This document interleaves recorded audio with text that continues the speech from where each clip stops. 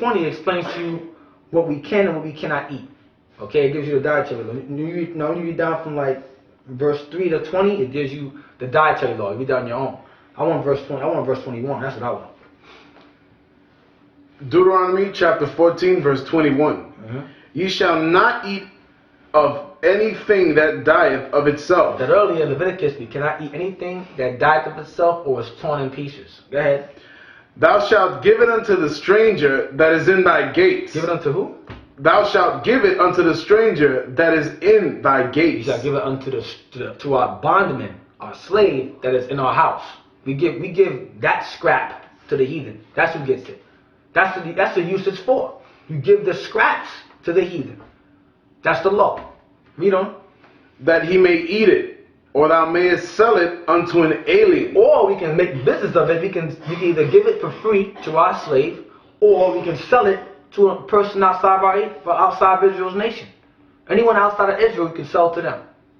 That's being separate. Most High is being selective here. He's saying, Israel, I want you to eat the choice meat. The torn up garbage meat, give it to them. Give it to the heathen. Go ahead. For thou art an holy people unto the Lord thy God. That is why the Most High said we can't eat that, because he wants us to be holy. The other nations are not holy. Okay, that's why we give them the unclean animals, because they're not holy in his sight. The Most High made Israel, chose them to be holy. So therefore, the other nations can eat the slop, because they're not holy people unto him.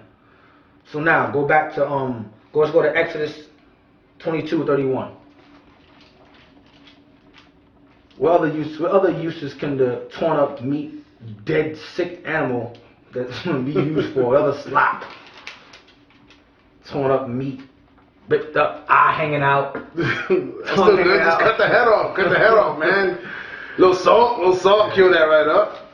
22 verse 31. You Israelites, man, y'all better get together, man. These nations cannot be saved, man. The Most High doesn't care for these nations. Y'all better get it in your head. 22 verse 31. Exodus chapter 22 verse 31. And ye shall be holy men unto me. That's the Most High speaking to Israel. Ye shall be holy men unto me. Go ahead. Neither shall ye eat any flesh that is torn of beasts in the field, or dies of itself. Go ahead.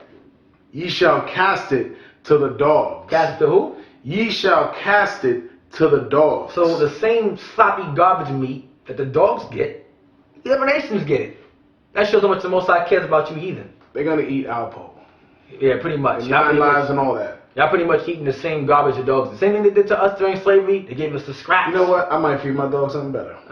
Exactly. They gave the scraps to us during slavery. And the same thing's going to happen to them. Okay? It's going to flip right back to where it was before. We're going to give them the torn up dead animal with the flies all over it. We left off at 28. You want to pick up there? Yeah. Alright, Mark 7 verse 27.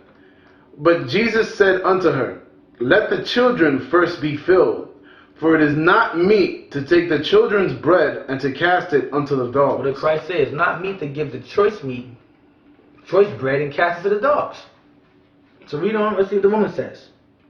And she answered and said unto him, Yes, Lord. She said, Yes, Lord, I know this. Go ahead.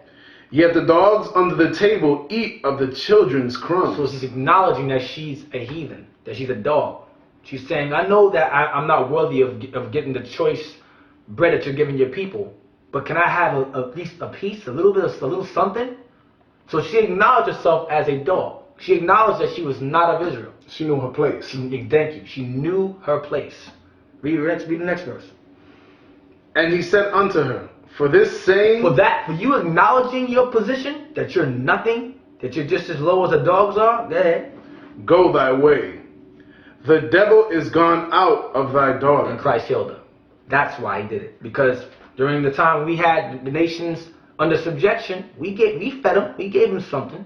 They had to eat. So Christ, following the law, said, okay, you can get that. I'll give you a little, I'll hear your daughter. Get out of here. Now that you acknowledge your humiliation, you can go about your business. Alright?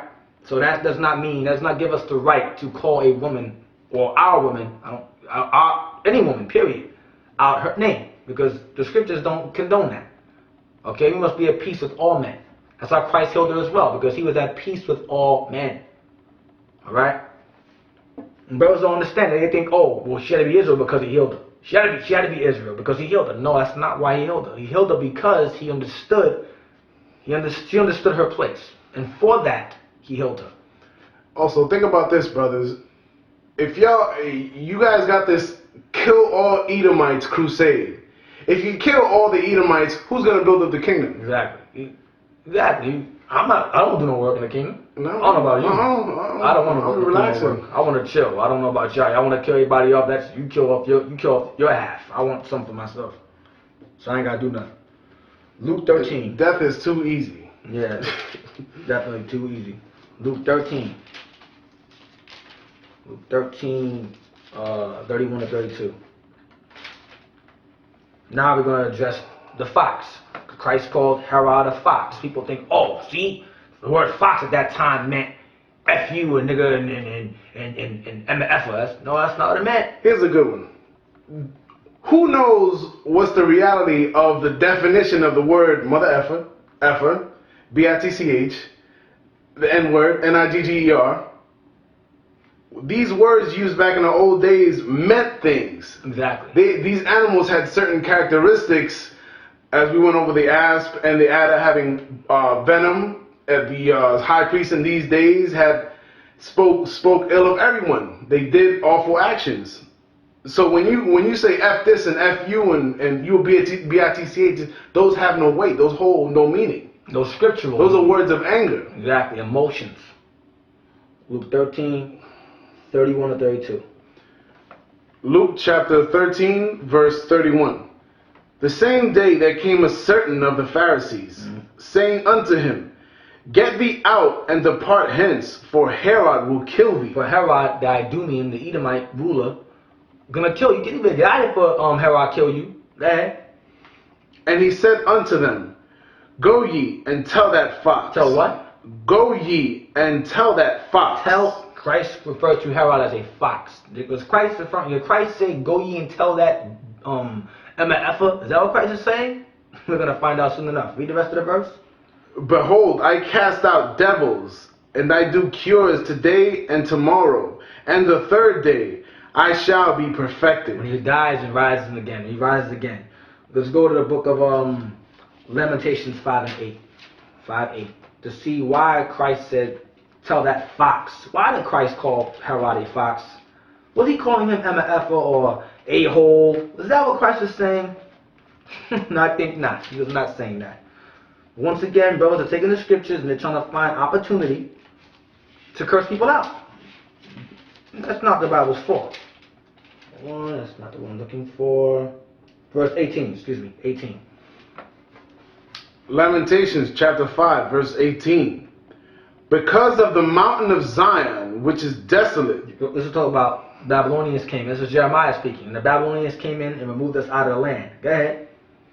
Because of the mountain of Zion, which is desolate. Because once again, the Babylonians came in and deported Judah out of Jerusalem. Go ahead. And left a remnant behind. Go ahead. The foxes walk upon it. The who? The foxes walk upon it. Is he speaking of actual foxes, actual animals? Let's find out. We'll go to Psalm 63, verse 10. The foxes, once the Babylonians came in and ransacked Jerusalem, the foxes walked upon it. Who were the foxes? Psalm 63, verse 10. I believe it's verse 10, yep. Psalms chapter 63, verse 10. They shall fall by the sword. He's talking about Israel. This sounds familiar. They shall fall by the sword. Go ahead. They shall be a portion for foxes. They shall be a portion for foxes. What's this talking about? Let's go to Luke 21, 20. Luke 21. They shall fall by the sword. They shall be a portion for foxes.